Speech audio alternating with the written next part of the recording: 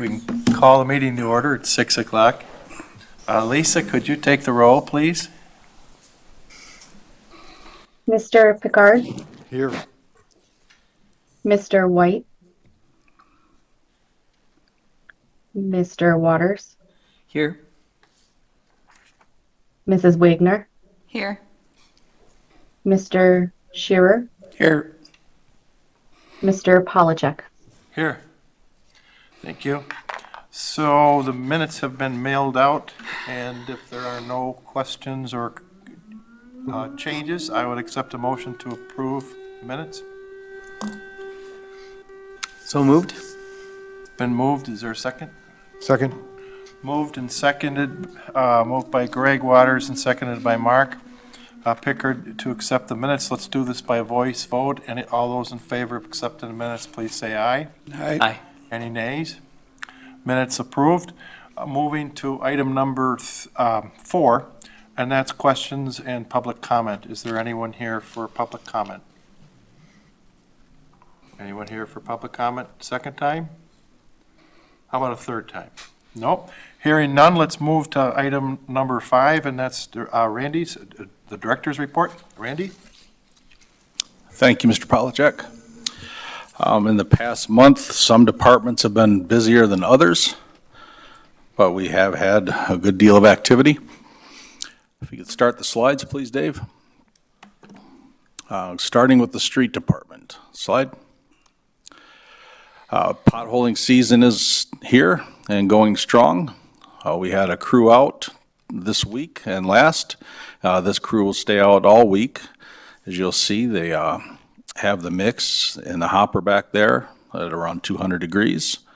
This particular crew was going down Lake Street. We have created about 13 zones that the crew will try and cycle through each zone once a day, each day, a new day each week, new zone. Slide.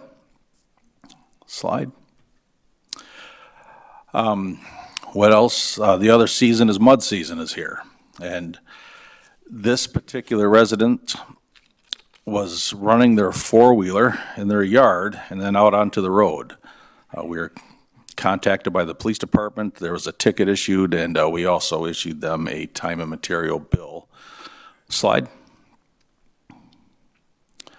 But the street sweeper has been out last week in this. Slide. And they had to pay special attention to this area. Slide. We had on Main Street, on the north end of town, north end of Main Street, this frame here cracked in two places, just about split. Fortunately, a crew member noticed it, so we had an emergency overnight repair where they had to cut open the road, pull up that casting, and replace it. Slide. And so they worked through the night. We were able to, fortunately, we had the same size casting in stock. Slide. And then we backfilled it with hot mix. Slide. We had a good deal of rain a couple weeks ago. The crew was busy unclogging drains. Slide. And they were doing this activity throughout for a couple of days throughout town, the city. Slide. And slide. Electrical department, things have been very busy. About 3 weeks ago, we had a rather serious windstorm come through town, come through the area, and then we've had a lot of new services that we've been installing. Slide. We have just completed a new service for a business at Jefferson and CP Avenue. It's going to be a storage facility, and our crew had to deliver three-phase service for their high demands for electricity there. Slide, please. So here the crew is installing what we call a basement, and they're going to set their new transformer on that, but before they do that, they're running the wires down the pole and then into the basement there. Slide. And slide. And so here the crew is lowering the transformer onto the basement and getting it set. Slide. And slide. Now at that same site, they are running the cable from the previous slide over to here, where they're going to set their final transformer and terminate that wire. And then from there, they're going to run underground to all the meters on that wall. Slide. But it got cold the next day, so we had to go inside the tent. This is a purchase we made a while back. So when we're doing work in the cold weather, but we can't wear our gloves, they'll set up the tent and create a controlled climate. Slide. And here they are terming the cables. Slide. We also had about 3 weeks ago some serious wind come through in excess of 40 miles an hour. This is over at Tobel's Trailer Park. You can see a tree split, and half of it went right into that trailer. The top of it went into a pole, so we had to respond to that right away. Slide. This is on Owen Street. The wind knocked completely busted our pole at the base, and this became an operation. We stabilized it temporarily until we were able to get out there, and we had to call in help from another municipality, being Waterloo. Slide. So what the crew is doing here is this boom belongs to Waterloo. They've come out here and they are stabilizing the broken pole, and they've put these extenders on the cross arm. So basically they're spreading the lines out in order to create an open space here that they can insert a new pole. Slide. And you'll see that's a bit of a better angle. Slide. Now here is our new pole being held by Waterloo's boom. This is our boom holding and securing the old pole. And once they get our new pole set and anchored, they will then transfer these lines onto the cross arm of the new pole. It's always very helpful to have such good cooperation from our neighboring utility. Slide. But once they are done working in Lake Mills, we had to go to Waterloo, where they had considerably more wind damage. And we spent a couple of days over there helping them. Slide. Here they had a complete pole failure, just shattered it. So they had to reestablish power to part of the town there. Slide. And this is a new temporary service on the north side of the interstate. This is on the east side of 89 across from the Oasis. There is a construction project that is starting up, and they're going to be setting up a staging area and a job site trailer, so they need temp power. So our crew, slide. Our crew is going to set up a transformer here and bring down one of the phases and then run it over to the job trailer. Slide. And then here we have Shane is booming out the transformer, and Austin's waiting for it. Slide. And this type of work always makes me very nervous. These are live lines. They are sheathed, and Austin has his safety gear on. But again, those are live lines, and I'm always nervous when the crew is up there. And they're booming out in between the lines, and then in between the phases. Slide. But it was successful, and we were able to get temp power out there. Slide. Also an electric. This is our meter technician, Kennedy Fippen.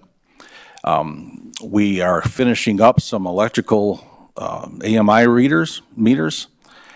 She is primarily in charge of this. For this particular job, she got the crew to help her, and they were able to knock out 150 in a day. Slide. And that's Kennedy pulling an old meter. Slide. And then we catalog all these and we test all these meters. Once we test the old ones to make sure they're functioning properly. Slide. And Lucas is about to put a new meter in. Slide. The water department, we are gearing up for hydrant flushing, possibly next week. I'll be putting a notice out to the public when we do start that. Slide. We did have one considerable break, slide, on Lake Street. It was actually more of a failure than a break. these sections of pipe, this PVC pipe, the C900 is a stick of it there. They are assembled by a bell and a spigot. And in that bell, there's a rubber gasket.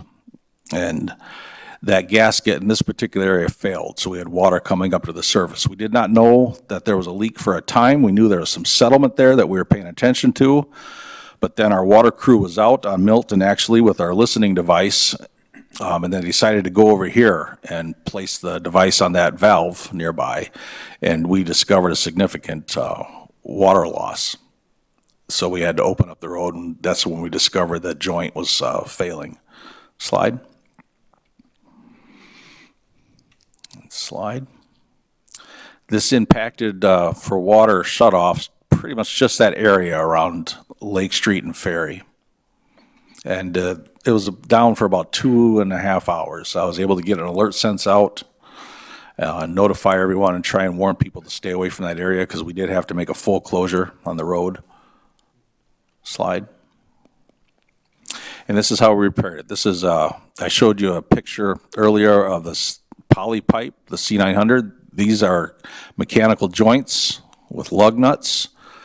This is how we spliced the line and made the repair. I'm just now noticing an awkward picture. This operator is waiting for a tool to be thrown down to him, so. Andy, Yes, we have a question here. I'm sorry, Greg. We had done construction on that street about 4 years ago. Was that pipe new to us 4 years ago, or was that? That was part of the new construction, yes. Okay. We're looking into this now.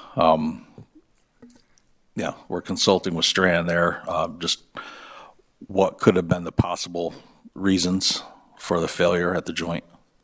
So, but Okay, yeah. thank you. Yeah, go ahead. I can answer that. Matt with Strand. So after hearing about this from Randy and the staff, I looked back at our records on Lake Street there at specifically the water main testing portion, and all the testing on Lake Street had no leakage while it was being tested. So from our record, everything was good for the project. The pipe was properly installed. It's unfortunate that it happened, but these things do happen, unfortunately. But yes, all the pipe during that project was properly inspected and properly tested. Slide. Then in wastewater, we did some rehab on the plant, and then we also had to do some rehab on the collection system. Slide. So this is a belt press, and I thought this would be interesting. Our sewage is a very liquid sludge, the product of it. In order to make it manageable, in order to store it, in order to process it, and eventually move it out for spreading, we have to thicken it. So we want to run it through a belt press, mix it with a poly material that thickens it. And that's what this process really involves, is just thickening the sludge. And we had a failure in our motor here. You can see it's fairly older. So we had to spend a couple of days making sure we had adequate storage since we weren't going to be able to process any sludge. And then we had to change out this motor. Slide. Slide. So this is the old motor being pulled out. Slide. You'll recognize Bill there overseeing the project. Slide. Slide. And this is the new one being installed. Slide. Slide. And that was the completion of that. Now we've had some collection system maintenance in our sewer system too. This is on West Lake Park Place. We discovered a manhole that was failing. This manhole is very old. The cone of it, and possibly more, is made of brick and mortar, and it was starting to settle. So we sectioned that off last week, and we were able to get to it today. Slide. We start out with a couple of fellows from the streets department came out with a walk-behind saw and cut off a 6x6 area, or cut out. Slide. And here's a shot of the manhole after we removed the lid, or the casting in the lid. You can see the brick and mortar going down, and just give you an idea of the age of the structure. Slide. So the crew went in here and did some tuck pointing, looking for the weaker members of that structure. And then they put on a new ring and mortared that in really well. Slide. And once they were done with that, they were able to mount the casting back on. Slide.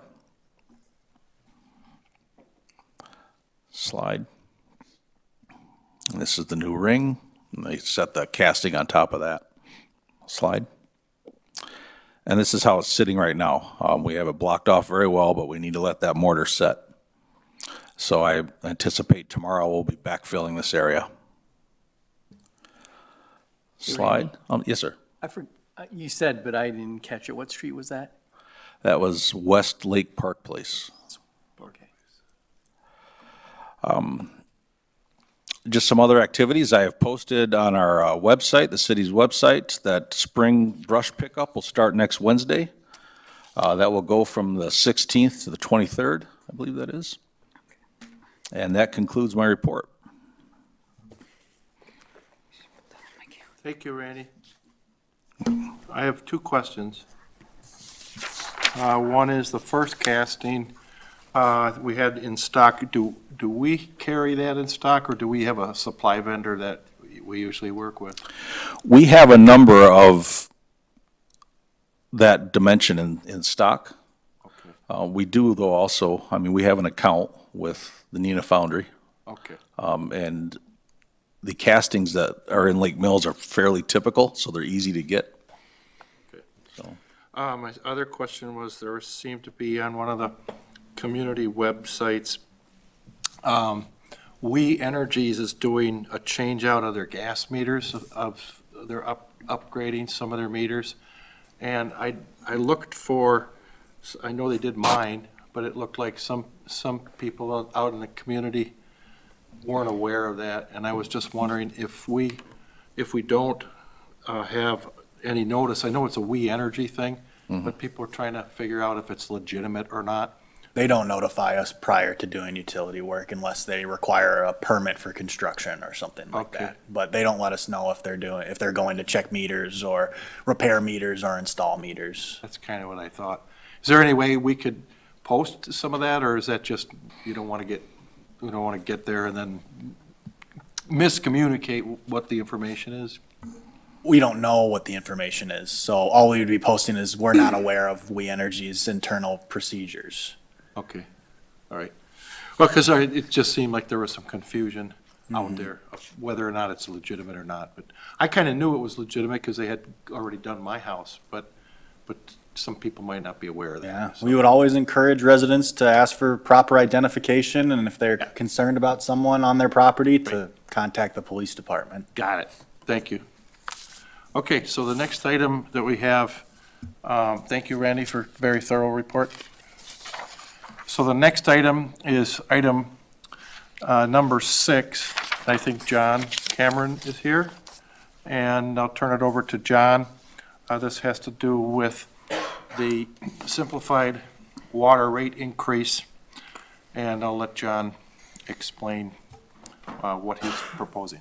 Okay, good evening, everybody. John Cameron with Ellers, and in your packet is a memo just explaining the process and the percentage increase for a simplified increase on the water side for your water user rates. So water utilities in the state of Wisconsin, in terms of seeking rate increases, are governed by the Wisconsin Public Service Commission. There's generally 2 different types of rate increases that you can do. There's a simplified or inflationary increase, and there is a conventional full rate case process. So this would be a simplified or inflationary rate increase. The Public Service Commission annually sets the simplified percentage increase for the state of Wisconsin. So when you go through the rate application process, it's a uniform percentage that is available to all utilities, assuming they qualify.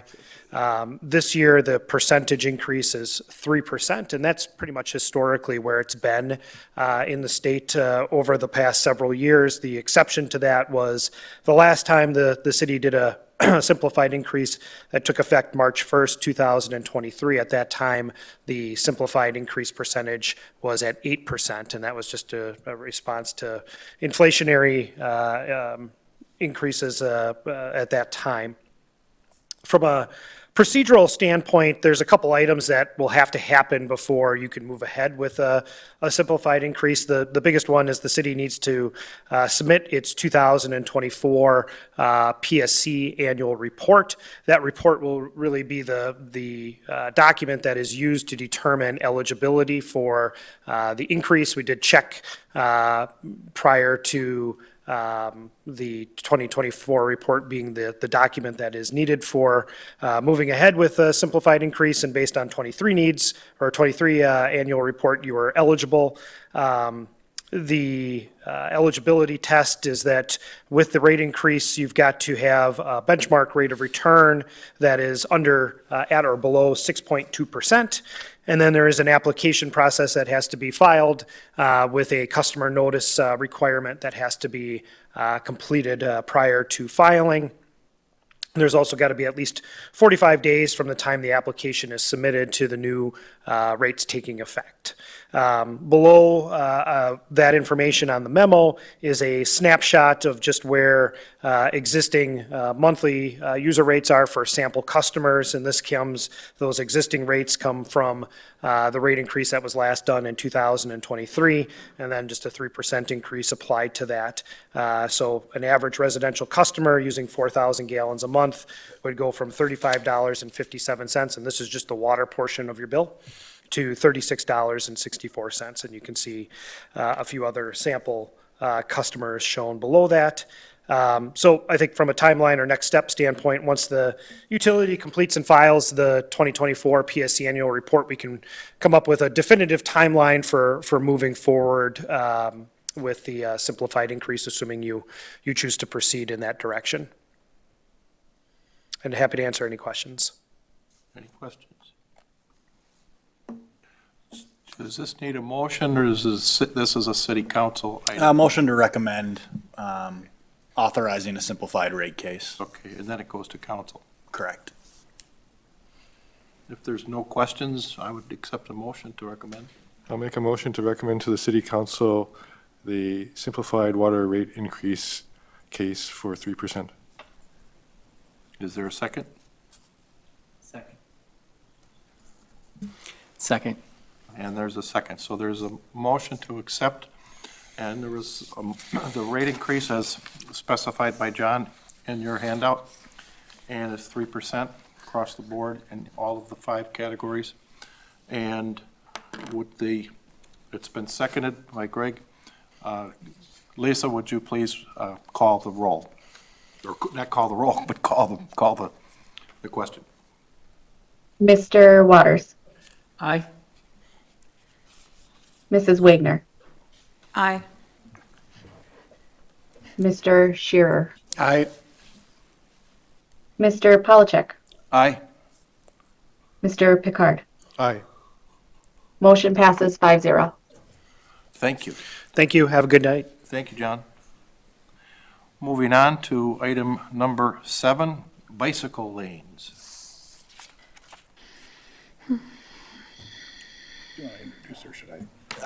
Sure.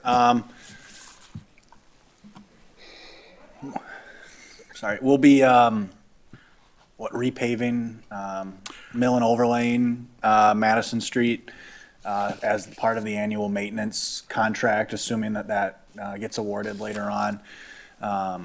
Mr. Waters had asked that we kind of explore opportunities, and do some research on if and where bicycle, lanes may be able to be added, since now would be the time to do it while we are undergoing maintenance. And so we have some preliminary information for you based on measurements and areas that will be under maintenance this coming year. And so just wanted to run through those options for the board in case the board wanted to make a recommendation to City Council regarding installation of bicycle-friendly features onto Madison Street.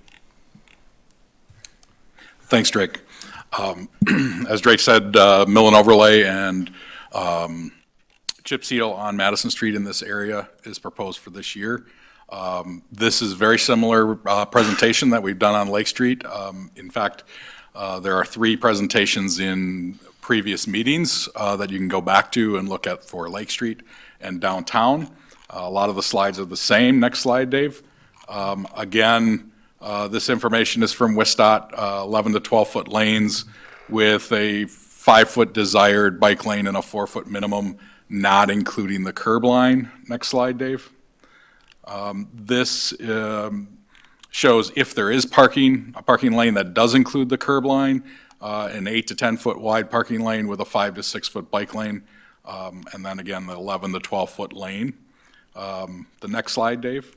This is information on South Main Street, which incorporated parking on both sides and bike lanes in portions. Next slide, Dave. And the South Main Street, further south on Main Street, there was one side parking with a 5-foot bike lane by the parking lane and a 4-foot bike lane near the curb on the opposite side. As you'll note, this requires 39 feet of space, or 37 feet if we use 11-foot traffic lanes. Next slide, Dave. So now we'll look at the area that we were asked to look at, which is from Main Street west to the city limits at Pine Street along Madison Street. And I've broken it down into a number of blocks based on parking requirements, existing parking requirements, and width of street. Next slide, Dave. The first block from Main to College, the existing width is 37 feet of asphalt, 42 feet back of curb to back of curb. There is existing parking on both sides. So what is proposed in this area based on the cross sections that we talked about earlier, it would allow for 2 11-foot traffic lanes, but parking only on one side. And to match with the existing west side only, the staff is proposing west side parking with a 5-foot bike lane on the parking side and a 4-foot bicycle lane on the other side, which requires 37 feet of asphalt, and that is what exists. So again, similar to Lake Street and similar to the others, the question for the board really comes down to bike lanes or loss of parking. In order to keep both sides parking and both bike lanes, you would be required to extend and replace the curb and gutter in this section. And that kind of goes for the rest of the sections as we move on. Next slide, Dave. Next slide, this one is very identical. Parking on both sides, again, we would have to replace one side of the parking in order to put bike lanes in both directions. Next slide, Dave. So between Fremont Street and Pleasant Street, not only is there a curve and an elevation change, there's also a width change. And the width of the pavement changes from 37 feet of pavement to 30, which then affects the bike lane situation. The existing parking in this, as a transition, the 2 sides of parking transitions into west side only parking. And staff is proposing, if bike lanes are desired, it would require 2 11-foot traffic lanes with no parking on either side, and 2 4-foot bicycle lanes for that 30 feet of asphalt that exists as you get toward Marguerite and Pleasant Street. The next 2 blocks or the next 2 slides then transition into that 30-foot asphalt. Again, currently there's existing parking on the west side only. In order to put the bike lanes in, you would have to remove the parking on the west side and then put 2 4-foot bike lanes in. Next slide is the block between Prospect and Pine, very exact same width, same situation, removing parking and putting 2 4-foot bike lanes. Next slide, I'm kind of moving through this quickly. There is Another alternative that has been discussed and has been used in the city, I think it was used on South Main Street years before before South Main Street was reconstructed, and that was to use sharrows on the pavement. Their pavement markings is not a full bike lane marking, just provides information for the vehicular drivers to know that there may be bicycles on that route. Next slide goes into the WSTOT Facilities Development Manual that shows where those markings should be placed. Next slide, which really leads into questions. Hopefully that wasn't too quick for everyone, but it is very similar to what we've talked about in previous discussions on bike lanes. Questions? I'll provide some clarity. When City Council was reviewing the construction project, one of the City Council members, Ms. Schmeger, requested that since we're doing construction on this street, that we look at the bike lane policy and see if it should be applied here. And I agreed that that should be something that would be done at this level, at Public Works, and a recommendation be made from here back to City Council. So that's what we're doing here as part of this process. Okay. Did you have a specified, do you have a preference as to which option is selected here? Do I have a preference? As far as putting the lanes in or using the sharrows? Right.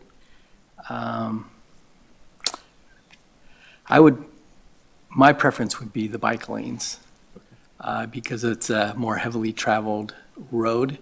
If it was more of a side street, then I would lean more towards sharrows. Okay.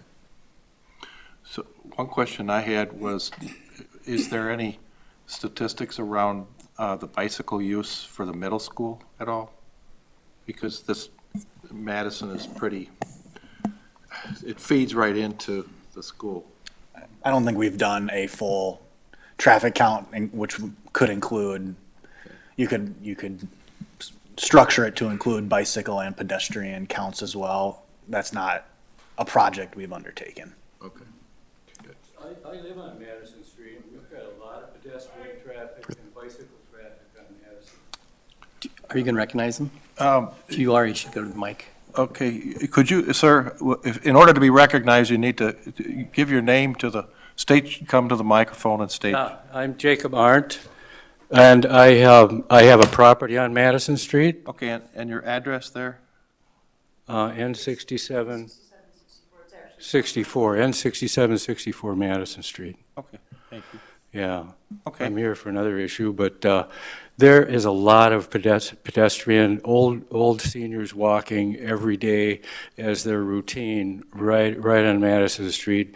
And it's a 35-mile-an-hour zone there, and it's typically 40 miles an hour people drive, of course.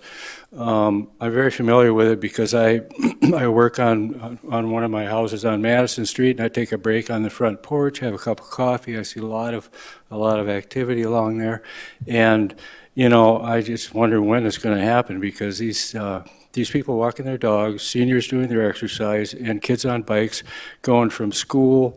Kids on bikes on good weather go around the lake. They take their bike. So Madison Street is something that's prime for a bike lane, because people are walking right on the street there, and the kids are right on, and then you got the kids with the bikes, and 40-mile-an-hour traffic there. And there's no room because they don't feel like walking on people's property because there's no sidewalk, so they don't have an idea that that's right of way. So it's pretty squeezed. Okay, thank you. Thank you. Okay, how would you like to proceed? Is there any other comments or questions? I guess my question would be are there a lot of the landowners utilizing parking in front of their houses? Is like the parking situation tight? I don't believe it is in that area, but it's just a question I have. Yeah, we would have, That way people listening on the video can hear you too. Otherwise, it's like. I'm Gail Oglesby, and I also own property. It's not actually on Madison Street, but it's the block just beyond. And So what is your name? I'm sorry. It's Gail Oglesby. Okay, So the address is N6764 County Road B, but it's still right within one block of where you're talking about. Hardly anybody utilizes the street parking there. I've hardly ever seen anybody park on the street in that section before, so I guess my recommendation would be to maintain parking at one side and then do the bike lane on the other until further things change, of course, you never know, but I have never, other than when somebody has a party, then guests will, but usually they park on people's lawns there, as a matter of fact, so, thank you. thank you. We have no formal data collection to provide to you on that topic. Okay. I walk that area, so I know that it's not super parked up, but I mean, I'm for the bike lanes just out of safety because of the number of pedestrian traffic as well as adding a crosswalk by the activity center. You're talking from Main Street all the way to Pine Street. To Pine Street to the city limits. Right, okay. And that area would cover traffic, bike traffic from the middle school and also to the elementary school from that neighborhood. Yep. So.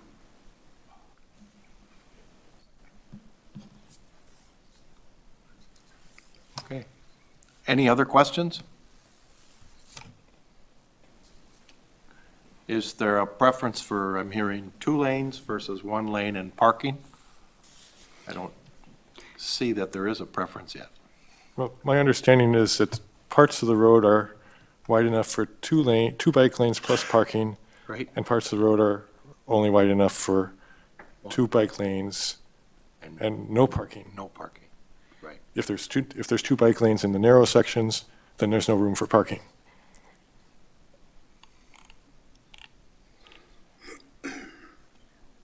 Correct. Right.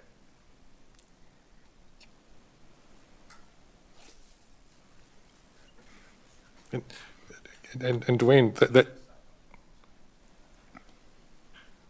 I would just clarify the portion within the city limits does have sidewalks on both sides along the full length. Right. And Dwayne, you said it transitions from 37 to 30 feet wide in the Madison to Fremont block. Yes.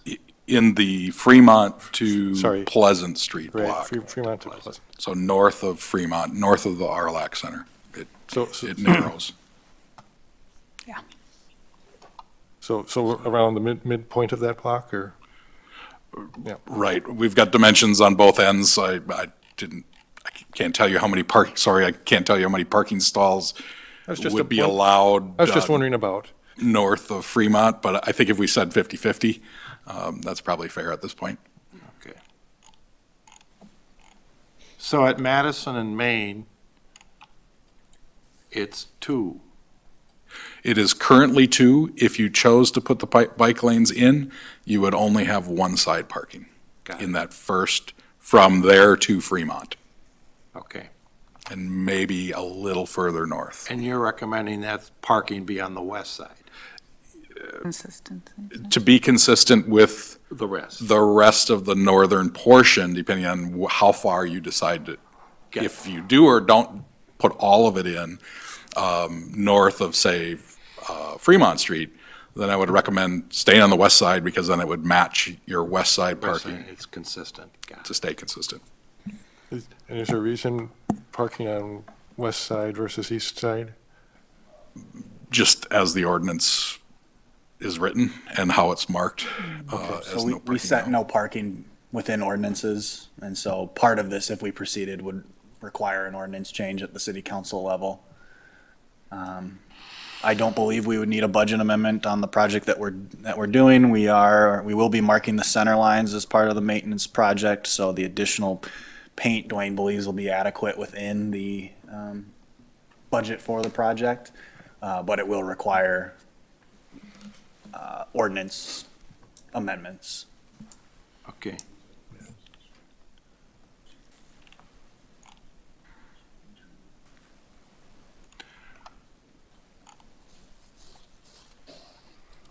Well, I would entertain a motion that we accept the bike lanes from Main Street to Pine Street.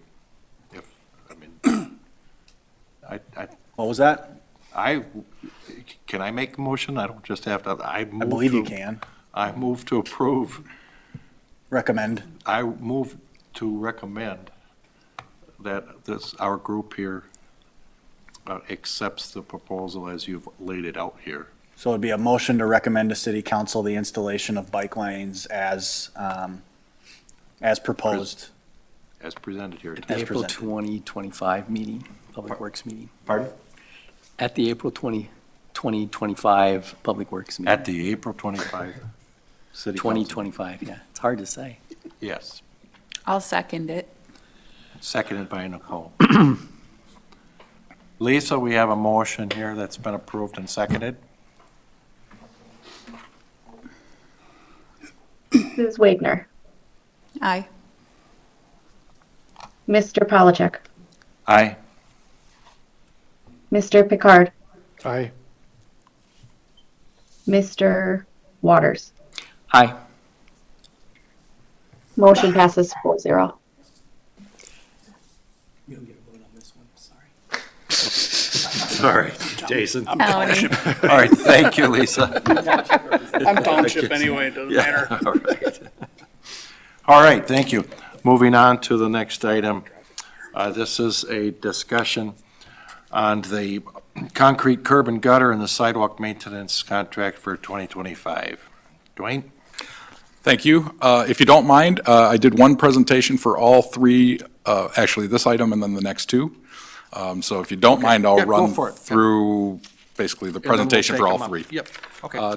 Dave, whenever you're ready, the maintenance contracts. Thank you. Next slide, please. So we talked a little bit about the maintenance program at previous meetings, and this is just this is the map that shows where the chip seal and where the mill and overlay is. Again, remember maintenance contracts, it's chip seal, mill and overlay, paving, patching, and then concrete, it's the sidewalk program replacement. And it's also curb replacement as needed for not only the street department, but then also for the utilities as they had water main breaks, as Randy talked about earlier today. These contracts would help patch and do the patching and the concrete work that was damaged during those utility breaks. Next slide, please.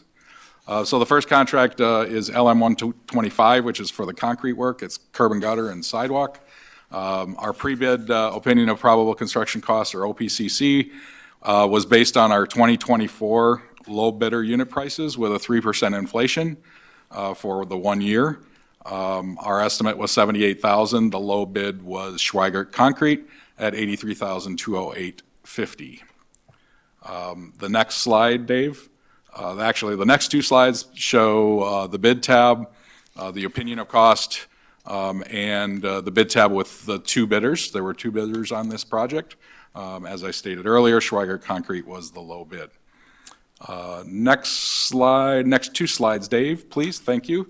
A little information on concrete contractor history. As you can see, that Schweigert Concrete has won this bid a number of times. Some of the reasons, I don't want to speak completely for that, but it does provide, they're local, it does provide them to minimize their mobilization costs because they can do work, say, on a Friday, keep their staff in the vicinity of the city. So there is a benefit that the city sees with that. Many of these years, what we've noticed is the difference in some of the bids typically kind of falls to that mobilization item. This year was a little different. There was a pretty good spread in the two bidders. But again, Schweigert Concrete had the low bid. They've done great work for the city in the past. I don't see why there would be any difference this year. Again, a little higher than 3% increase. So there is a little bit of an increase in that, but we'll talk about the collective of all three projects here in a minute. Next slide. I wanted to touch a little bit on curb and gutter and sidewalk, and how it relates with the tree protection specifications and what impact is that having on the contract. In this case, we added an item as a surcharge, and the intention would be that whenever staff can do the excavation and the preparation, staff will do the preparation. In cases where staff is too busy or there's just not enough time, there is an item in the bid for the contractor to do the prep work. In those cases, and if there was a tree nearby that would fit the tree protection specifications, we would have the city arborist come out, take a look at the tree, see if it fits into that specification, and then we would add an item, this surcharge item, bid item number 7, which provides $7 a linear foot as an additional pay item if a tree is encountered. So that $7 is on top of bid item number 2 or bid item number 5 for curb and gutter. And you can see the current price is $66 and $63.50 per foot for curb and gutter. So the monetary impact to comply with the tree specifications based on that is, on curb and gutter, is 11% increase. Next slide, please. A little different on the sidewalk. Same approach. There's a $5 surcharge per square foot in this case, compared to 4-inch and 6-inch sidewalk at $13.25 and $13.90 per square foot. The monetary impact to comply with the tree specifications is approximately a 36 to 38% increase from the base bid. Next slide, please. So what are the pros and cons of the tree protection with regards to sidewalk maintenance? As sidewalk maintenance in the street budget, obviously the pros are the trees are protected. The cons are the majority of sidewalk maintenance is typically required because there's tree roots heaving the sidewalk. In addition to the increased cost that is required by that surcharge, because the roots are pushing it up, there's longer pieces of sidewalk that have to be replaced. So you're actually replacing a longer piece of sidewalk to have a smooth transition and avoid trip hazards. Other concern that I have with regard to this approach is that if you're picking the sidewalk up to avoid a tree root, you could be creating a drainage issue on both sides of that root. And so we'll have to pay particular attention to that so that we're not creating ice spots in the winter, as typically the sidewalk is draining down the street. I just want to jump in here for a Go ahead. second.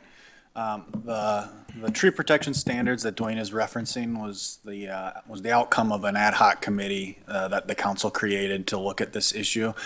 The council specifically adopted it as a pilot program, applying it to future street reconstructions. And so they did not provide guidance or officially adopt this towards these maintenance contracts. Now, we wanted to gather information on how we could implement it if we so chose to do so.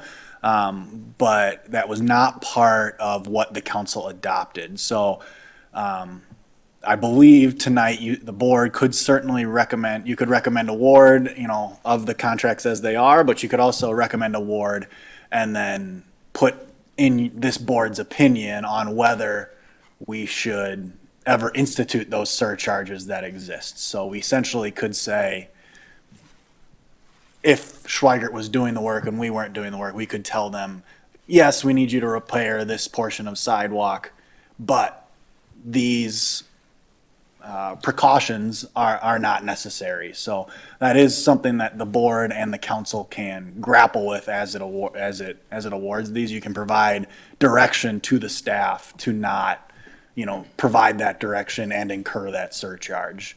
But I just wanted to be clear that the adoption of this was specific to a number of reconstruction projects that are occurring over the next several years. Specific guidance on the city's maintenance contracts was not provided by the council. Would this tree protection plan affect any construction projects in the same year as this, 2025? Or is there any? construction that that it would affect, that's not maintenance? Yes, we'll be discussing There is sidewalk and curb and gutter or whatever on the street project. on Milton Street, and we will be addressing that in the next presentation. And Drake, I want to say thank you for kind of summarizing that. I apologize, I didn't do a good job of summarizing that to begin with. Again, the last point on this slide, if you don't do anything with the roots and you replace the sidewalk on top of the existing root, the roots are going to continue to grow, and you're going to be back replacing that piece of sidewalk in maintenance in a shorter period of time. Next slide, please. We'll jump into the next contract. This is the asphalt contract. Our pre-bid opinion of cost was $226,000. Again, that was based on the average of the 23 low bidders, which was the last time we did the asphalt maintenance contract. I added 3% inflation for the 2 years since the last contract bid, and the low bid was Payne and Dolan at $182,380, less than the opinion of probable cost. The next two slides show the bid tab, as we did in the first one. Again, there were two bidders, Payne and Dolan and Wolf Paving. And Dave, you could slide down to the contract history. Next slide, please. As you can see, Payne and Dolan and Wolf Paving exchanged places throughout the years, or throughout the last 10 years. Both contractors have been very responsive and good to work with, so I have no issues with the award to Payne and Dolan. Next slide. Lake Mills, this is LM 325, this is the chip seal program. The pre-bid estimate, again, was based on last year's two low bidders at $82,000 with a 3% inflation. The low bid came in at $85,576 by Scott Construction Incorporated. Again, the bid tab is the next page. Dave, thank you. Again, the two bidders and our opinion of cost, and you'll see something similar in the next slide, which is the history.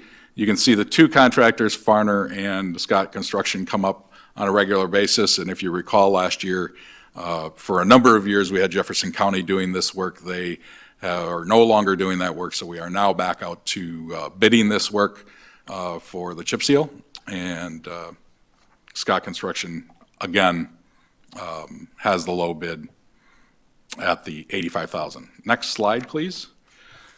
So here's a slide that I wanted to talk about all three projects at once so that we understood, so that as you're taking on each one, you understand how it fits into the budget. So on the left side of that slide, I think you've seen this as a slide from a previous presentation. That is our opinion of probable cost of $386,000 for those three contracts. The budget includes $330,000. We had some discussions at the last meeting about using budget reserves of $394,000. If you slide to the right side, the bids on 32025 came in at a total of $351,164.50. So if you would award all three, you would fit in between that 2025 budget and the budget reserve, which was the goal and direction by the Public Works Board and the council. This would allow a budget reserve of $42,000 as the year extends. I want to note that on a portion of all of these contracts, well, maybe not so much the chip seal, but a portion of the asphalt and the concrete can be paid for by utility budgets if the utility is the reason for the repair. For example, a water main break will be invoiced to the water utility through these contracts. So even though you're awarding or potentially awarding $351,000, it isn't necessarily coming entirely from the 394. Majority, yes, but not necessarily all of it. Next slide, please. I think that is actually it. So if you have any questions, I'd be more than happy to answer them. The reimbursed by utilities, that's something that's really towards the end of the construction season, correct? That's not really, or you won't really know that until after the season is over. As the season goes on, we track that information. We pay some of the repairs do happen earlier in the year rather than in the fall. But we did build, as always, build a summer patch program and a fall patch program in the asphalt bid. So we see a little bit of each. Okay then. So, further discussions, questions?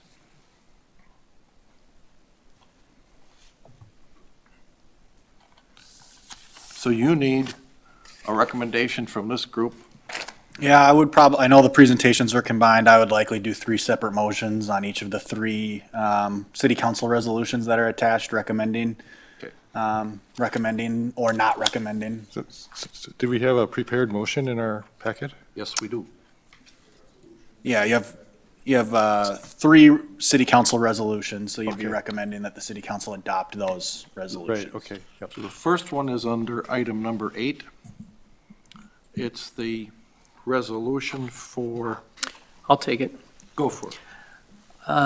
Move to recommend to city council or authorizing the city manager and city clerk to execute an agreement for concrete curb and gutter and sidewalk maintenance contract LM 1-25.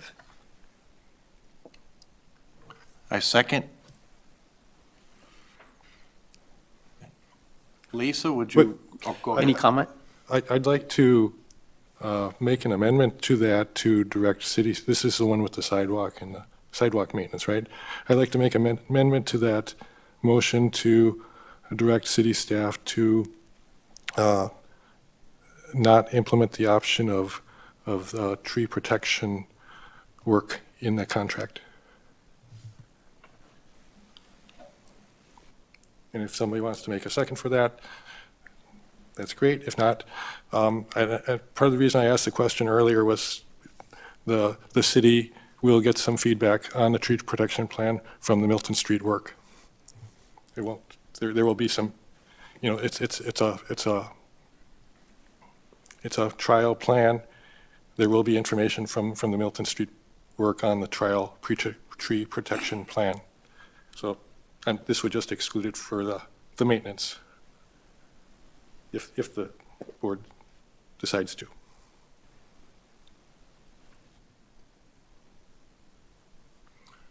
So there's been a motion to accept the resolution, item number 8, but with, and that has been seconded, but it's, there has been a discussion to amend that motion to not permit the tree protection portion in that resolution.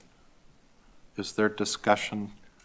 You need a second before discussion. Pardon? You need a second on the motion to amend before there's Right, discussion. we don't have a second on the amendment, and we don't have a second on the motion either. Yeah, Was we there? do. I On the believe there motion, we was. have a second. Pardon? We have the second on the motion, not on the amendment. Oh, I'm sorry. You made the motion. I made the motion. Yep. And, Yep, okay. got it. Thank you. All right. Is there a second on the amendment? There is a, oh, on the amendment, excuse me. Go ahead. Hearing no second for the amendment, I think that amendment fails, sorry. It's okay, quite all right. Okay, So where we are there, Mark, is city council has not adopted the tree policy at this point. So they're basically asking for this bid process to be presented so they can see it both ways, and then the city council they'll make a decision at that point. Well, of course, we can make a recommendation to Right, that. right. Which this, of course, is. Almost everything the Public Works Board does is a recommendation to the city council. Right. So it is the city council's final decision, of course, as is Yeah. most things. I just wanted to clarify it a little bit. Yeah, I appreciate that. I did not know that. Okay. Yeah. okay. And it's going to come up again in a couple of minutes on the Milton Street, but, okay. So it's been moved and seconded to accept the resolution to award the concrete curb and gutter and sidewalk maintenance contract for 2025. And Lisa, would you please call the vote? Mr. Picard, Aye. Mr. Waters, Aye.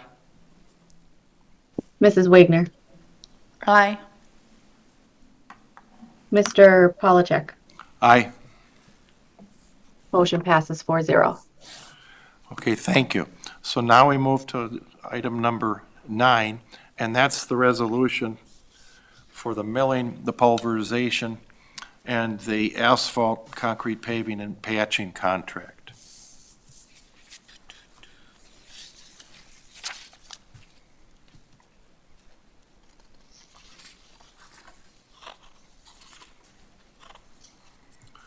I'll make a motion to recommend the authorizing the city manager and city clerk to execute an agreement for the milling, pulverization, and asphaltic concrete paving and patching contract, LM 2-25.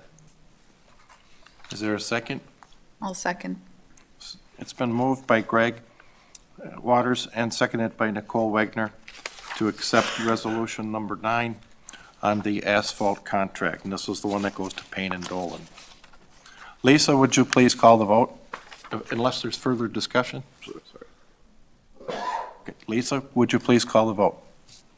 Mr. Polachek, Aye. Mr. Picard, Aye.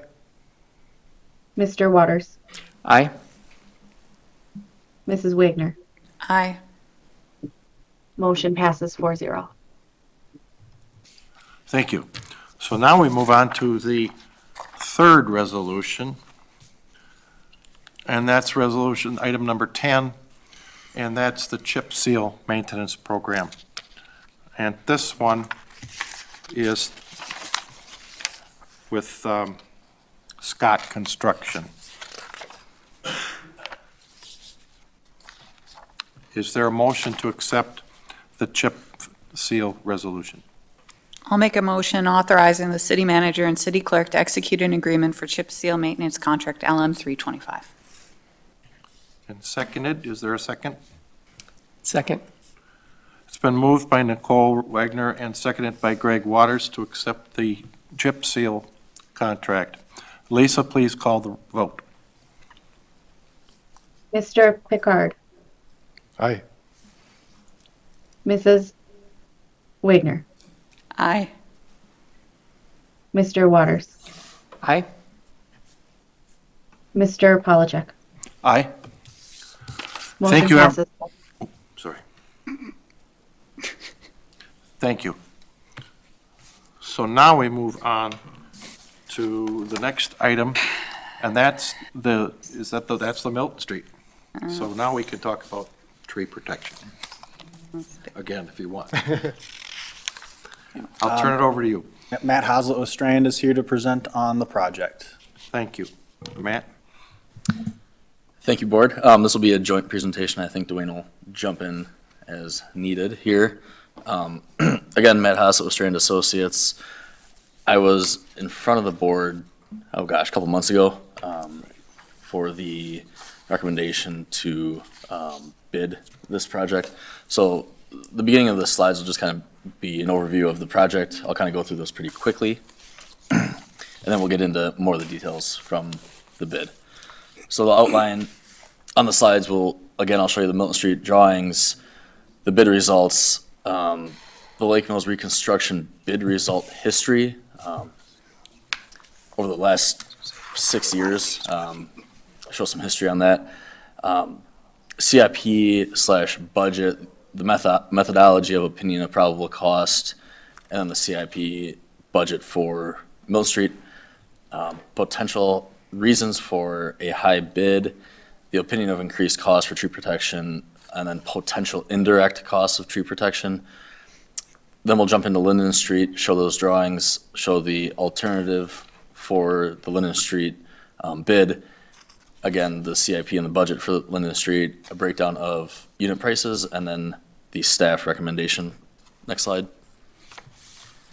So these next two slides here just show the Milton Street drawings. Again, this is a full reconstruct, water main, sanitary sewer reconstruction, concrete curb, spot replace, concrete sidewalk.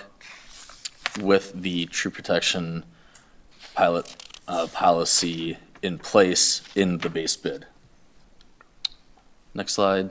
So that was on the west. This is on the east side at Main Street. Next slide. So the bid results. There was one bidder on this contract that was Rock Road Companies at a base bid of $1,183,607.80. Next slide. So the history of the reconstruction projects over the last few years, the way this table is broken down, and thank you to Dwayne for making this table for me, is basically the most current project, Milton Street down to Mud Lake Road, back in 2020, shows the number of bids, the low bid contractor, and then where Rock Road Companies fell historically on the last 4 projects that they were bid on. Just a note that, College Street had 2 bidders. Rock Road was the second bidder, with the higher bidder. And kind of up the line recently, you can kind of see where Rock Road falls from the number of bidders. I don't know, Dwayne, if you had any other. Nope. No, look, that sounds good, Matt. Next slide. So just for clarification, on the Brookstone Phase 8 rebid, they were the highest bidder out of 4. They were the highest bidder out of 4 on Brookstone Phase 8 rebid. They also were the highest bidder on So Phase. based on the data, we're seeing them coming in the highest bidder, Based on the or data, correct. close to. Correct. Historically, on projects that they have bid on, I just want They- that clarification. historically, where they've bid with multiple bids, they've come on the high end. Okay. Dwayne, I'll let you take this one. So I'm going to step back a little bit, and we're going to go back to the CIP and how our numbers are created for the budget, so that we take that into account as we look at the further slides. So when we're creating the CIP, we're using previous project unit price of past bids. We're taking the average, typically the average 3 bidders. We're compiling data, and we're basing that on lineal foot. At that point, we don't have a substantial design when we're talking about the capital improvement plan. The last time that I updated those base unit prices was 7/30 of '23. That did include the last street project, which was College Street. It didn't include the rebid of Brookstone, but again, Brookstone was not a reconstruction, that's a new construction. So it's appropriate in these cases to kind of look at your reconstruction projects.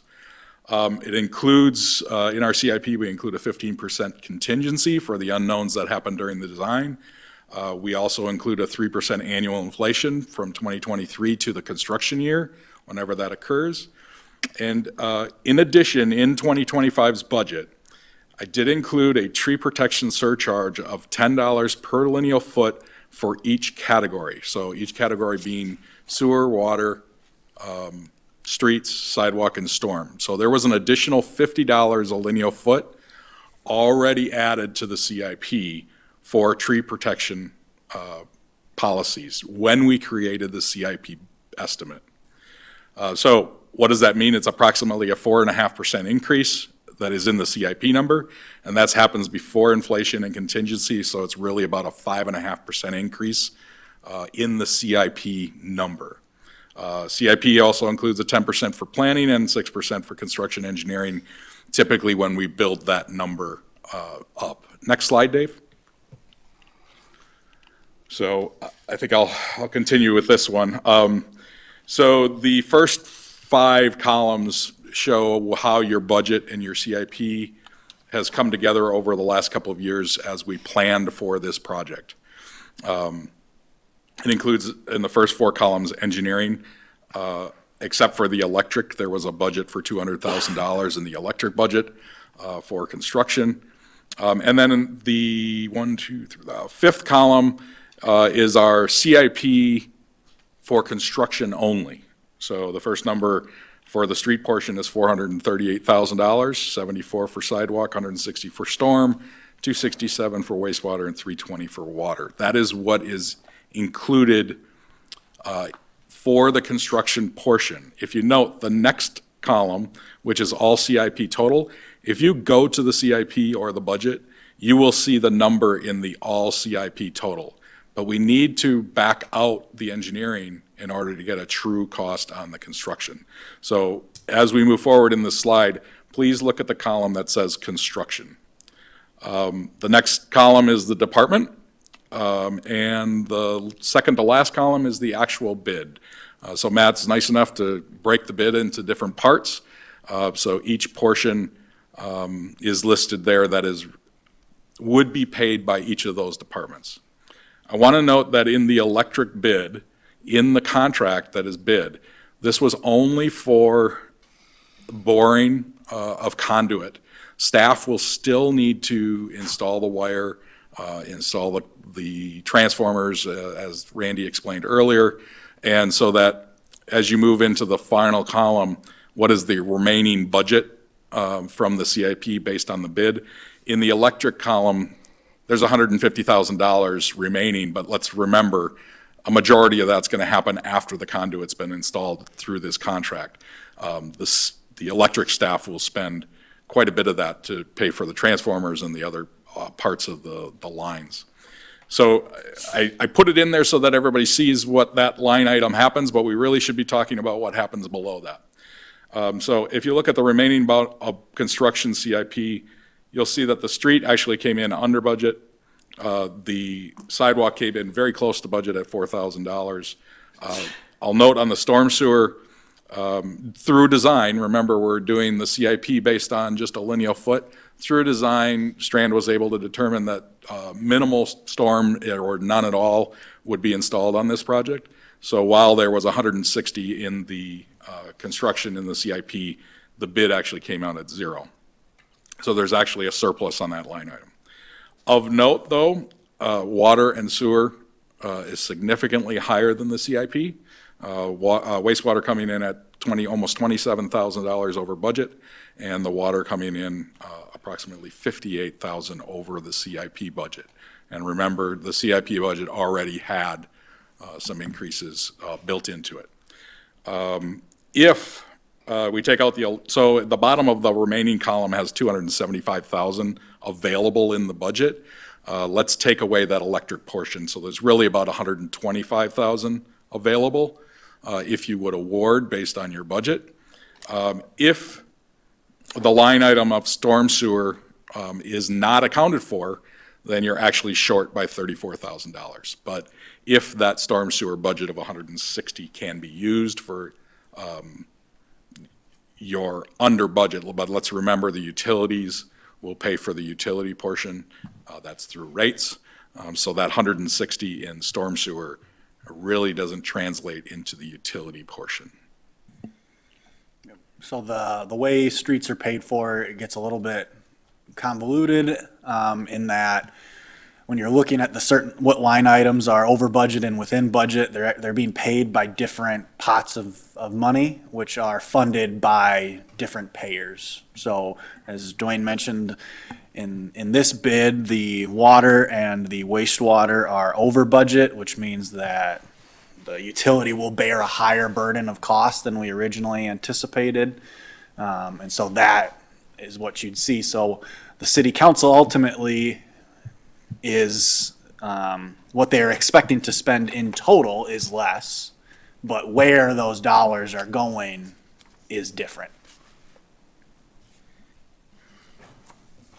Thanks, Drake. Greg, you have a question? I'm sorry.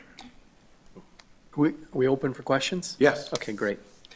As I look at this sheet and you suggested that maybe we remove the electric and the storm sewer, I do see that they bid some $50,000 on the electric side. What would that be for? Oh, let me clarify. I'm not suggesting you eliminate it from the contract. Right. The work is actually to. Just comparative, yeah. The work is to install conduit for the electric utility to install the wires within the conduit after that conduit is installed. So it would be a directional drilling rig as part of the contract. They would put that conduit underground. And then the electric utility staff would come in and do the rest of the work. Matt, any other comments on what's in the spec? No, that's correct. So that 50,000 number is the contractor's bid for boring and installing conduit. Yeah. And that is it. And then Randy's staff will complete the electrical work. More questions? I have a question on the contingency. Is that subtracted at the bottom line at the end? Or how do you handle that or is that baked into your 1183? The contingency in the CIP number, the 15%, 15%? is in the CIP number. Okay. It's not in the bid number. So you don't get a refund is what I'm asking. No. Well, I see. No, in other words, what's happening is, even though we've included a 15% contingency, the bids are still coming in either at or higher than that. Got it. All right. Just thought I'd ask. Good questions. But this was a single bid. This was a single Correct. bid, And which, that's, I guess, my question is what the city did to advertise the bid and why we're seeing only one bid on this project, whereas historically, we've had multiple bids. So I would like an explanation as to I why think we you'll have a get- single bid On the situation. very next slide, I think we'll get some potential answers to that question. next slide, Dave. So maybe we should start with the one question you had, which is, did this differ in the advertising? The advertising was completely the same, correct, Matt? Correct. We have a list of contractors that we send a notice to that the project is going to be awarded, and it's also published on the Quest website for all area and non-local contractors to see as well. And it is in the Lake Mills Leader. Our as well. newspaper, our website, on Quest, and then direct notification of known contractors that we think will be interested. We did, I will say, per Matt, we did receive questions and inquiries into the project from more contractors than ended up bidding. So they were aware that that existed. They considered bidding and ultimately chose not to. Do we get feedback on why they did not bid? Some thought they couldn't get their bid together on time. Nothing really solid as to why they chose not to bid. Are there other projects out there that, It's a competitive environment. We would have anticipated more bidders. We were disappointed to only receive one.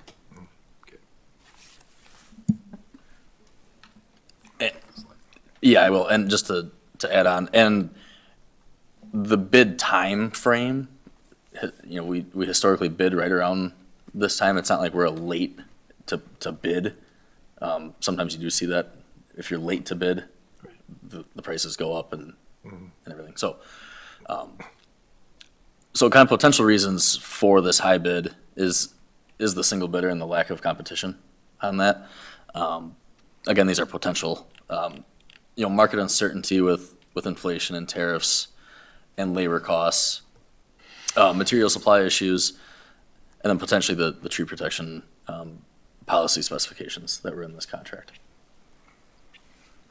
We're going to go into that in more detail.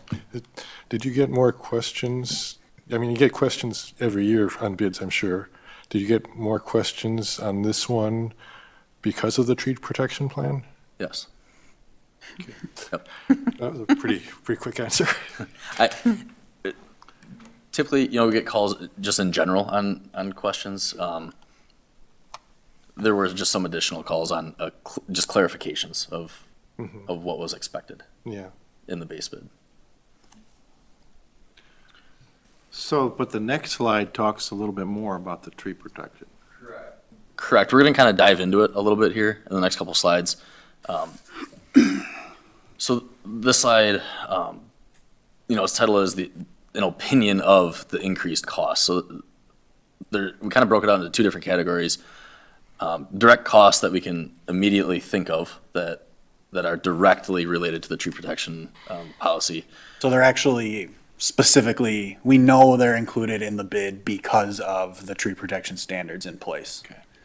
So there's no doubt with the direct costs.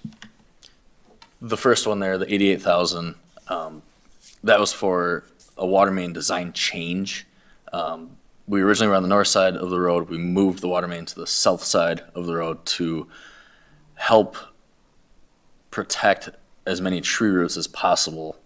There are more tree impacts on the north side than there were on the south side.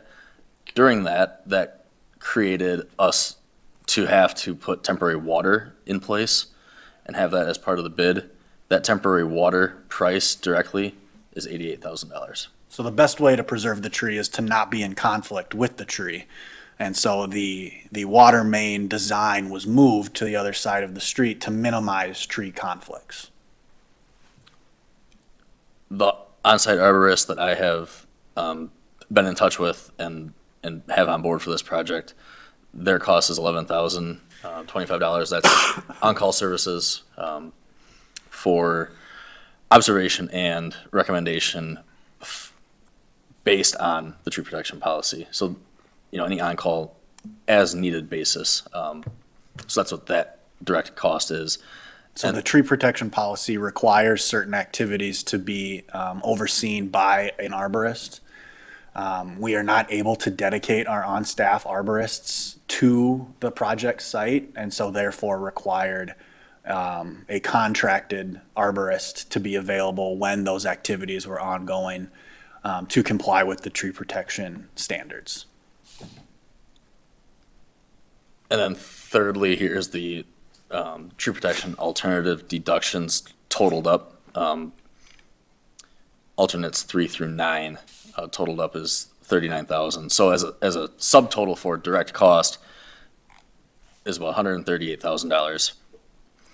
We're gonna come back to this slide in 2 more slides, just to show you the potential indirect costs of the tree protection policy. So the next slide, Dave. Just one quick thing for those deductions, just so I know when you awarded it, it was brought up to you, but there are specific procedures, specifications, practices that must be utilized when you are in conflict with a tree, when work is going on within those tree protection zones, as far as hand pouring of curb and gutter, hand excavation, things of those. And so when the city council adopted this as a pilot, they said, to the greatest extent possible, ask contractors to deduct some of those things where, what would we save if we asked the contractor not to do them? When you add all of those up from the bid, it adds up to that nearly that $39,000, between $39,000 and $40,000 amount.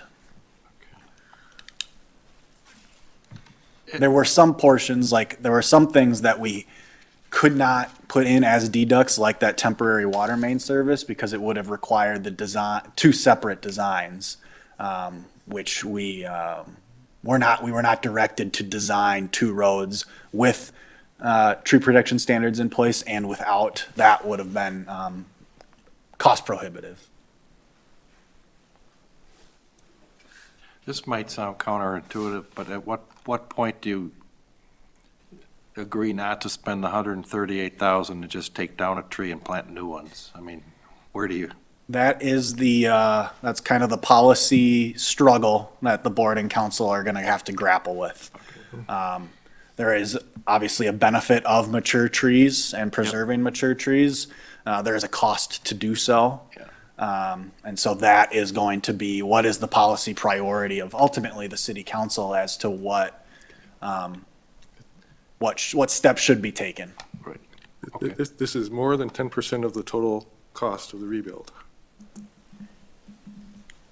And then, yeah, that's correct. And then we will run through the potential indirect costs. There are some items within the bid that we would say piqued our interest, costs that were higher than we would have anticipated. And so there is potential that there are increased costs associated with compliance that are baked into the base bid that are not necessarily called out. We do not know that for certain. These are items that are higher than we thought, that did not make immediate sense to us, but there is no way for us to kind of suss out what that is attributable to. So we're calling them out as potential indirect costs, but there is no way to guarantee you that had we bid this without the tree protection standards in the base bid, that these costs would have come back any different. But they are higher than we would have thought we would have seen. So I'll let Matt and Dwayne run us through those. Sure, and you can jump in whenever. I'll get it started here. So these 7 items were kind of highlighted as soon as we started kind of looking into the bid tab. The way this table is set up, we have the bid item, the 2025 bid quantity, and then we took the 2023 bid prices, the low bid and the high bid. Remember, there was 2 bidders on College Street, so the low bid and the high bidder of 2023 inflated their unit prices for each one of these items by 3% annually to get today's anticipated cost. The 2025 bidder unit price is shown on the 5th column there. We then took the difference between the 2025 bidder and the high end of the 2023 inflated price. So basically, just took the difference, and that is that percentage that you're seeing on the 6th and 7th column there, 5th and 6th. We took the difference between the highest bidder, or the high bidder, in this case just one, and the low unit price and the high unit price. The far right column is the difference between the 2023 high bid plus inflation anticipated cost and the 2025 current bid. So those numbers that you're seeing are the potential areas, that's real dollar value of the increased costs of each one of these listed items. So I agree with what Matt said. The only thing I'll just say is you can see the range from low to high.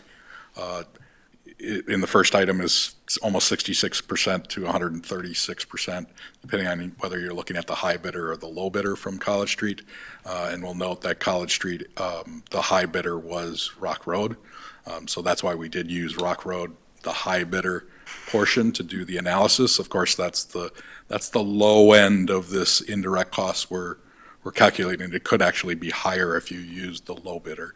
So the reason, I guess, these kind of raised questions for your staff is that even if we had applied a much more aggressive inflationary factor than 3% since 2023 annually, we still see higher percentage increases than even a very aggressive inflationary schedule. And so that is why we're calling them out to you as something is going on to cause these increased costs. They could be attributable to a number of things that we mentioned earlier. It could be market uncertainty. It could be increases in labor costs that have been higher than we thought. It could be supply chain issues. It could be a number of different things.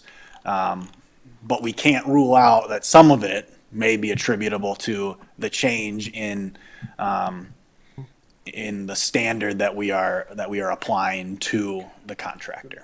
But you have an idea of which bid lines may be affected by that policy, and you know what kind of labor and what kind of materials go into all those bid lines. Do you see a pattern? Yes. So those ones you see listed there are ones that we would anticipate higher costs related to trying to maximize the preservation of a tree. And other bid line items were in line with the inflation numbers that you used, correct? Yes, more in line with what we would be expecting. So, Okay, but they were a higher bidder, so maybe there was a little bit more. Yeah, okay. So I wouldn't say that they were all in line, Right. but these were dramatically higher and were, as Drake mentioned, Associated. should be associated. For example, the 1-inch corporation and stop and box, that occurs in the terrace. So when you're installing that piece, you're Okay. in the terrace where the roots would be. Yes. It's about 12% as I calculated it. 11.64. Pardon? Yeah, 11 point, yes. You can go for it. So to finish this slide, the total of the green column is $92,000. As Matt mentioned, the $39,000 is in these numbers, so we've subtracted that off for a total of $53,000 of indirect potential costs. And so that, next slide, Dave. And that's so that we finish that next slide with the potential indirect cost of that $53,000. So just to reiterate again, we don't know for certain that $53,000 is attributable to the tree protection standards in place. What we are trying to do at the direction of the council is to provide, what is the potential increase due to that? We know some of them very clearly. Others, we are calling out for the board and the council to make their own judgment on if they think that is, a part of it. But ultimately, that $53,000, we cannot give you an exact reason as to why we saw those increases. Can I ask this question? What would happen if you decided not to award this and sought other bids? Yeah, I think that we might touch on it. We touch on it a little bit at the end, but as a preview, the staff's recommendation is ultimately to award Milton with none of the alternatives added. And that is because that it is within range of what the council was expecting to spend on the project. If you reject all bids, we will not be able to complete this project this year. And so therefore, we will have another year of increased cost. We don't know what that will look like next year. We don't know, what interest rates might look like. We don't know what construction costs, labor costs, all of those things. We don't know what will happen. So it is certainly a reasonable choice to reject all bids simply based on the fact that you only got one bidder. Now, it is a responsible bidder. It is a reputable company. It is within the ability of the city's budget to fund, but it was not competitive. Now, as we go through this, we're going to talk about one of those alternatives that we are recommending not pursuing is the Linden Street extension because those costs were so far above what we were anticipating. We do not believe it to be a competitive price. So that can kind of lead us into the next phase of the presentation if there's no further questions. Any further questions? Not at this time. Let's just Okay. keep moving. Proceed, please. Next slide, Dave. This is formatted basically the same thing as Milton Street. Just showing you the drawings again. Again, this was a utility extension. This was not a full reconstruct. I just wanted to remind the board of that. Next slide shows, this was bid as an alternative. The reason for the alternative bid was kind of what we saw with this happening. We just wanted to make sure to have the alternative in case this price came in high, that it wasn't lumped in with Milton Street and we had to reject both. We thought we would receive a more competitive number because it's a small project and the company would have already mobilized and had everything they needed here to do the work. That is not we are not satisfied with the number that we got. The number, again, from Rock Road was $231,341.13. Next slide. So back to the CIP, same slide. This time I didn't break it down by utility. I just did it by a total amount. Again, the construction estimate in the CIP is $144,000. The bid came in at 231, a difference of almost $90,000. If the assessment was based on 3 services on Linden Street, this would be over $77,000 per lot. If it's based on 4, this would be almost $58,000 per lot. That, Mr. Polachek, Yes. I would, for procedure-wise, I would get through the presentation if you'd like to recognize. All at right, the let's, end. I'll let you comment later on. We need to get through the presentation. Okay, Okay. I'm paying for it though, so. I can have a little word on it, that'd be great. Continue, please. Next slide, Dave. So this slide, similar to the Milton Street slides, except the far right-hand column is missing just because there wasn't the tree protection policy on Linden Street. This slide still shows the far right-hand column, the percent higher than the high unit price of 2023. We're still quite a bit higher percentage-wise than anticipated. So same pattern that we saw on Milton Street. Next slide, this kind of leads into the staff recommendation, and I will let staff go through with that one. Drake, you were on. So the staff recommendation for Milton Street only is that it's consistent with the tree protection pilot program that the city council asked us to incorporate into these bids.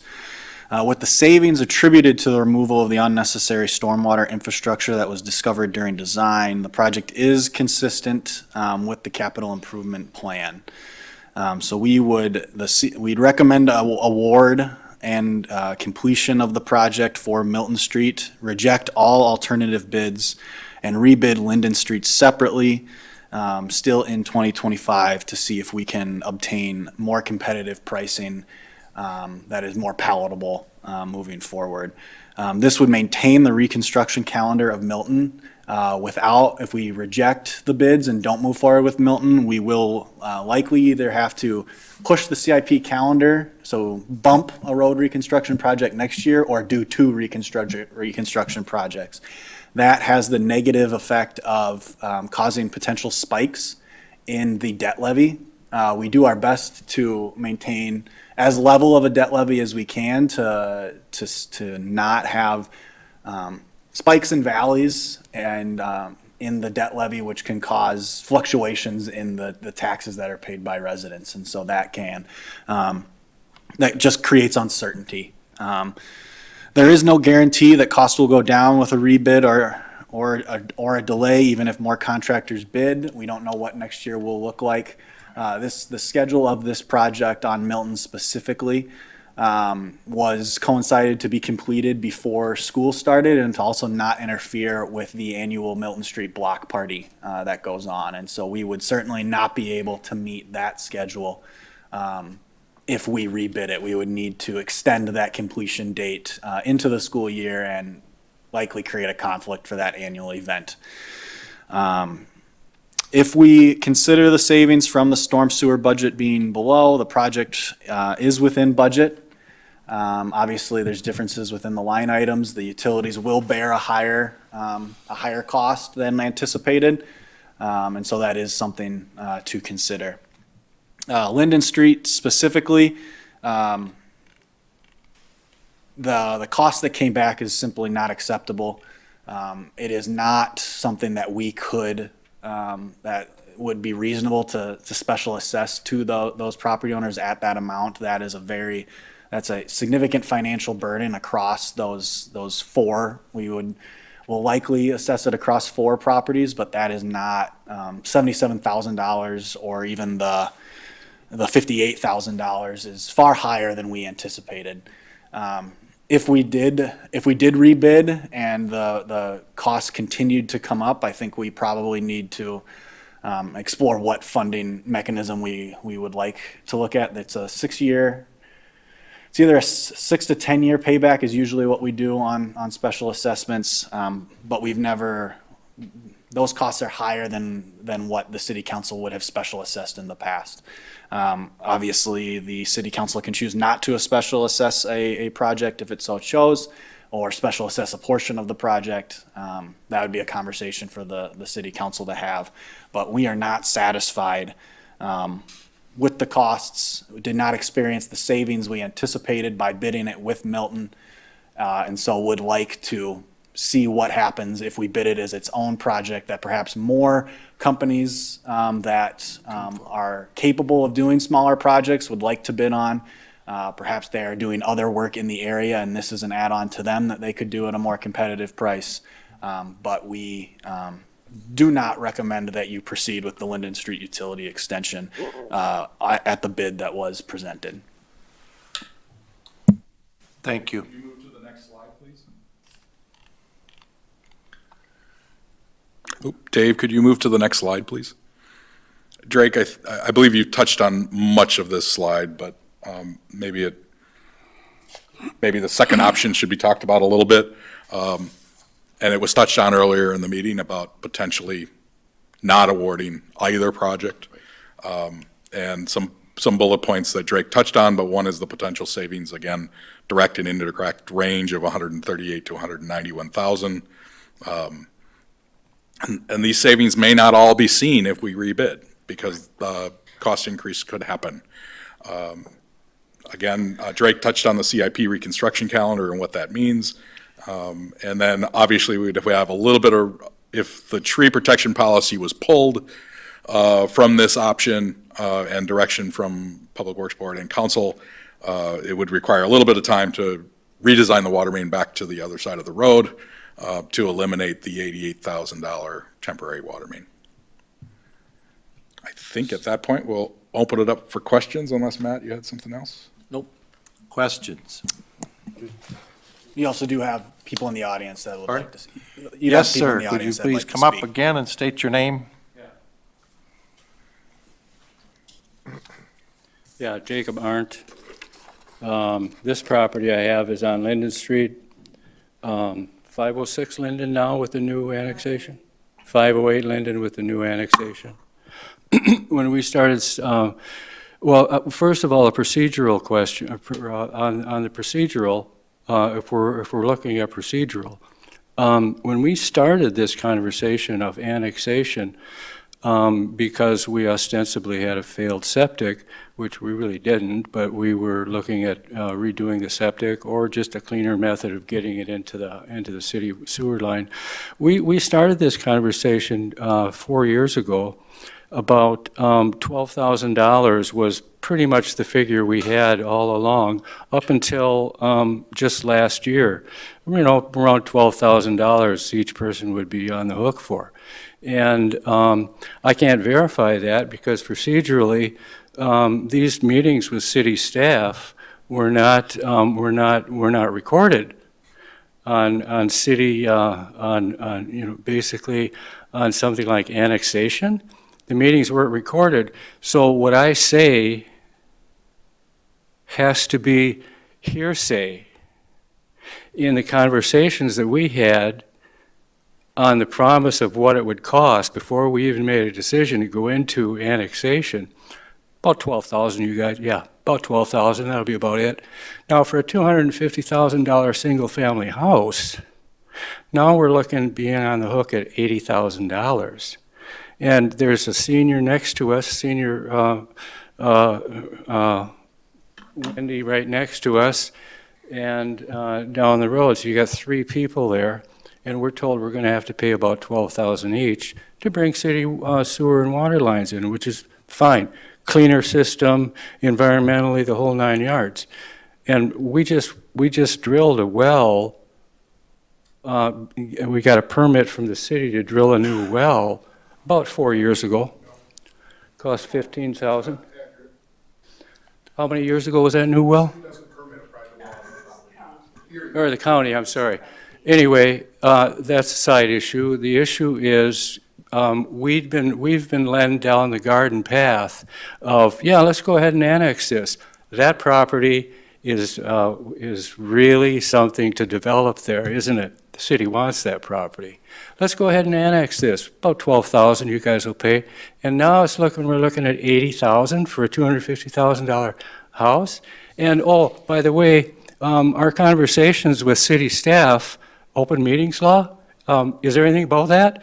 Wasn't recorded. Now, even emails are considered necessary to record per open meetings law. So why weren't those meetings recorded?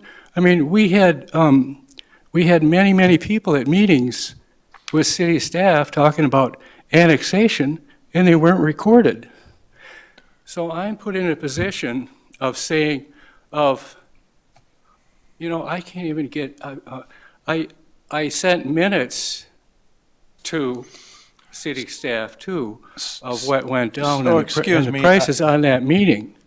So those minutes weren't even recorded, sent to the city. Is there a point? I'm sorry, but you're talking about annexation. We're talking about a completely different matter that I think. Okay, that's the than your- procedural. What is your point? The procedural is, we were led down this path to annex that part of the city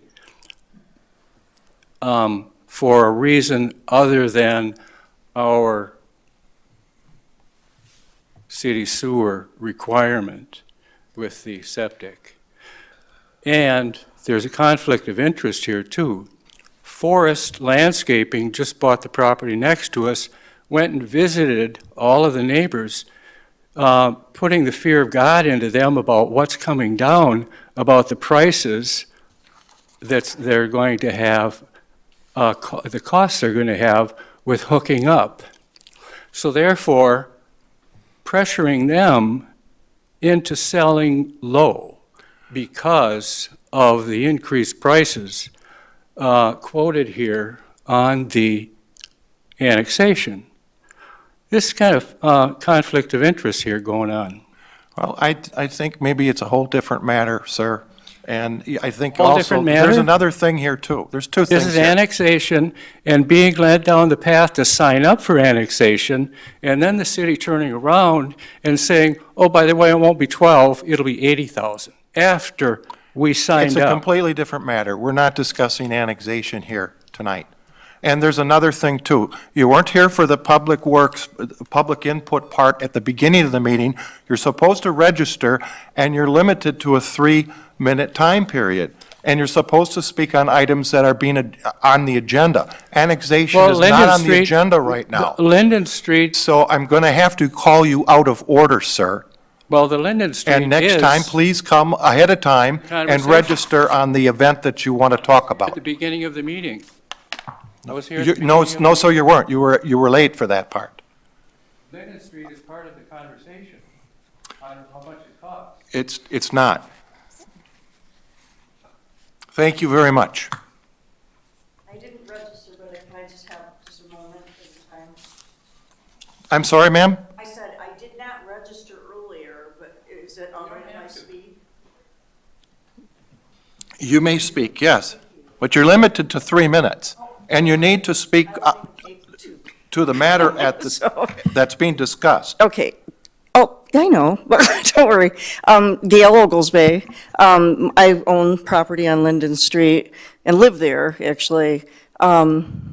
So I'm a senior citizen, and I am basically disabled. And I guess I'm requesting that you not accept this bid, because I do think it's overpriced. One thing I noticed that they had the reasons were tariffs. And I looked it up before the meeting. All of these things that they will be using to install do not come from a different country. They're not imported, so there will be no extra tariffs on those. There may be a supply demand, but I doubt that, so nobody's building anymore to speak of. But I guess that's what I'm asking, because again, I mean, what Jacob was trying to point out is every time we turn around, there's another price. And we're not blaming anybody for it. I realize it's, shifts back and forth. But it's just going to create such an extreme hardship. if, I think it should be put up for bid and make sure that there's competitive bidding this time. So, thank you. Thank you very much. Yeah. Are there questions for the staff and Drake regarding the staff recommendation?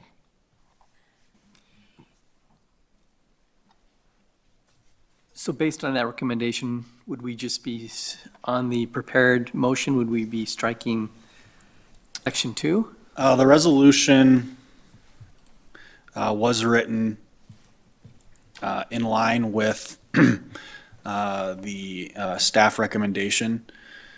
Oh, it says So it not says awarded. that the alternative bids are not awarded, which Okay, would thank you. exclude the Linden Street Utility Extension contract from the award. So we would not be, So this is based on the recommendation. that's correct. Thank you. Just one note on the alternatives. There is an alternative in there for the PVC versus ductile iron water main. We've kept that price, that's alternate 2. The ductile iron price came in about $30,000 higher than PVC. PVC is in the base bid, so that's why that would all the alternatives would be rejected. I just wanted to, So the lower Point that cost out. option is included in your base bid. Okay. And we did not create a second resolution for the second option. For option 2. Correct. You mean just blowing it all up and saying, do nothing? You can certainly, you can, you can make a, if you wanted to, you could make a simple recommendation to reject all bids. No, It doesn't require a resolution to do so. I don't like it, but I don't see how that's beneficial waiting to 2026 either. Because I think we're gonna run into the same issues, except potentially worse. Can we make a recommendation to the city council regarding tree protection plans? I think specific to this project, yes. Okay. Jason? I don't have anything. I'm good. Okay. Mark, what is your specific recommendation? To kill all the trees. Should I roll it all into one with the, or should I do it as an amendment? Why don't you roll it all in one? Okay. Thank you. All right. I'd like to recommend to the city council that they authorize the city manager and city clerk to execute the agreement for, oops, I'm on the wrong one.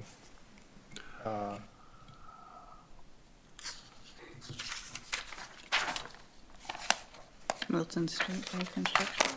Yeah, I'll just say that. Here's, you want to read it? Yeah. Thanks. Recommend to the city council that they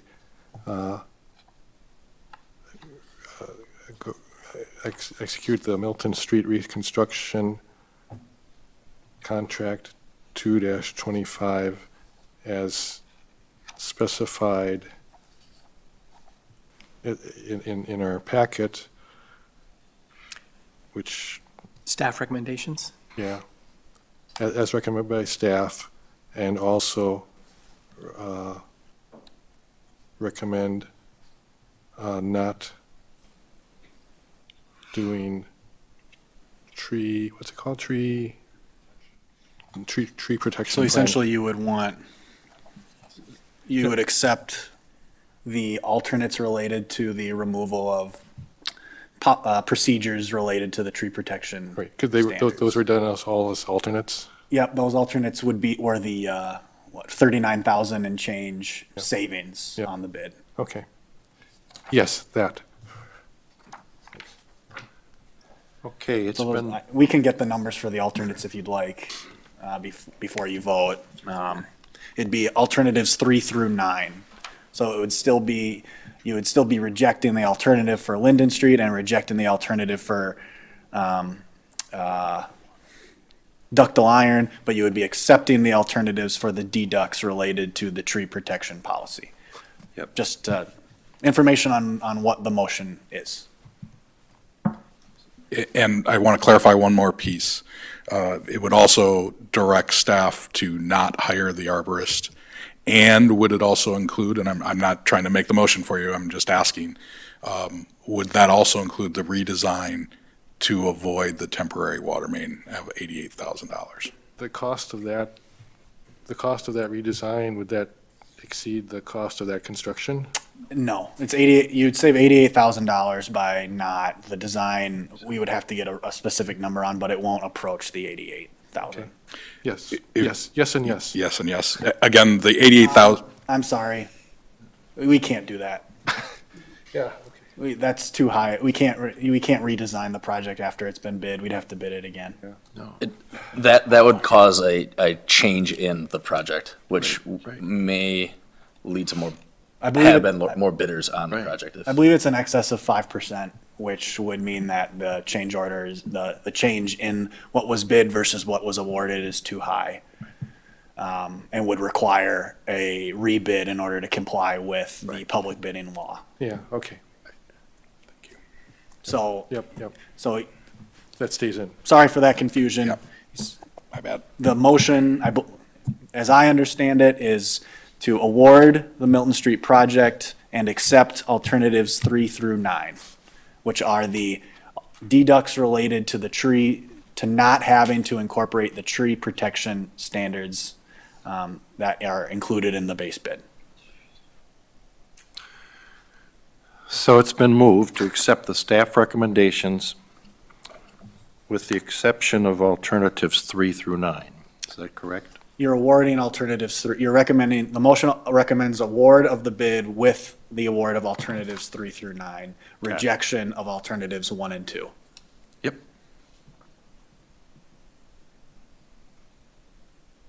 Is there a second?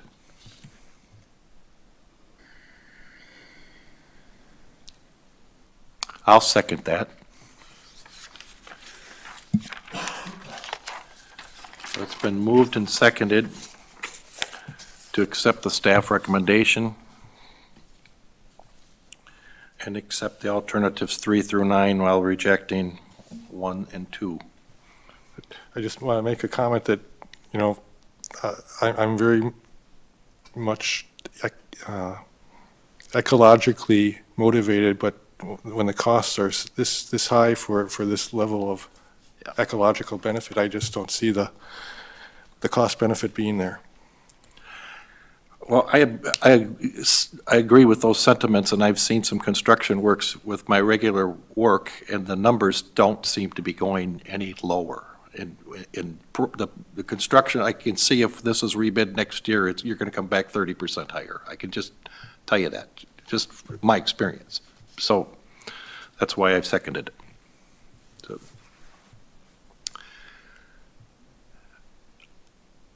So we have a motion and it's been seconded. And Lisa, would you please call the vote? Mrs. Wagner, Aye. Mr. Shearer, Aye. Mr. Polachek, Aye. Mr. Picard, Aye. Mr. Waters. No. Motion passes 4-1.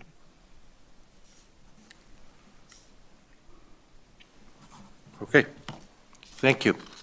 Thank you, everyone.